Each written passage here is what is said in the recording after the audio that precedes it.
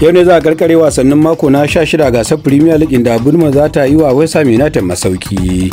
Bournemouth din ta kasa nasara wasa 7 da ta fuskanci West Ham a League da kofi tun bayan 2 da babu ko ɗaya da ta ci a Janairun 2019. An doke ta 4 daga ciki da Rangers 3. A jiya Pep Guardiola ya ƙara shiga cikin matsi bayan da Manchester United ta je ta doke Manchester City 2 da a Premier League a Etihad da karawar hamayya. City ta yi wasa na 11 a jere karo na 8 da aka doke ta da nasara ɗaya da Rangers 2 a dukkan fafatawa.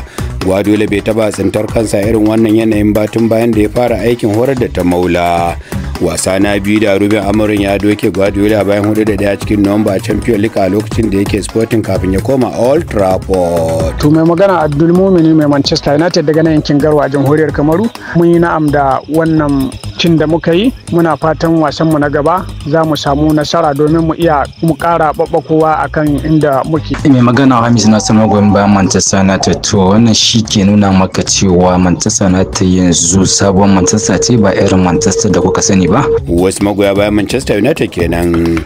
A dai Premier League din a jiya Brighton ta ga ta kanta bayan da Crystal Palace ta je ta dura mata 3-1.